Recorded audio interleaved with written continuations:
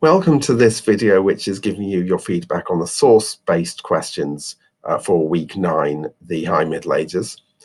And this was based on the video, the Terry Jones Medieval Lives film about medieval peasants. The first question was, how did the video challenge the popular view of medieval peasants? Well, I guess it depends on what your popular view is, but the standard view is that they were stupid, they were dirty, they were exploited, they were really downtrodden. And the video challenged all of these.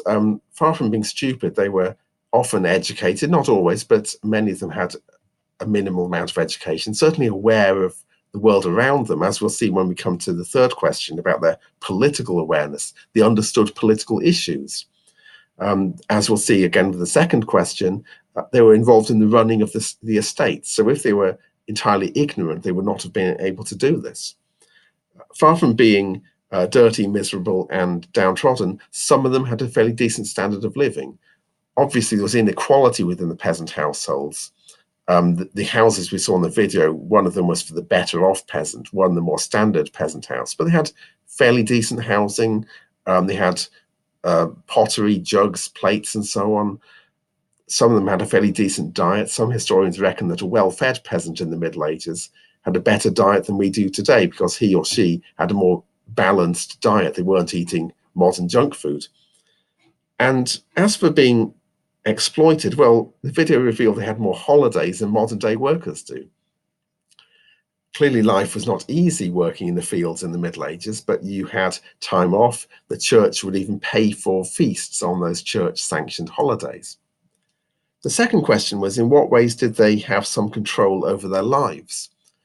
Well, one section of the video talked about the court leet. They went to a village in England which, although worked with modern technology, is still organized on a medieval style as a medieval manor. And the court leet, the manor court, organized the running of the manor. As the video talks about, in the past, it actually had legal authority. You could be tried for murder in the court. Today, it's more about managing minor disputes among farmers. But that shows how the peasants themselves were involved in the running of the manor court. The lord, or the lord's steward, who was his deputy if the lord didn't live on the manor, he didn't want to have all the responsibility running the manor. It helped if peasants could take part in the organization of the manor. For example, many of the officials known as reeves, who delegated for the lord, were themselves peasants who were appointed or elected to the position. And the third question, in what ways did peasants show political awareness? Terry Jones used the example of the 1381 Peasants' Revolt in England, which shows an incredibly high level of political consciousness. It wasn't just an unorganized riot by a mob. They had very clear demands. They knew which ministers they wanted to go for, who they blamed for their conditions. They attacked specific groups, and they burned documents. They were aware that legal documents could be used against them to record their position as serfs. So they were keen to destroy those documents. There's some debate about how far medieval peasants were able to read and write.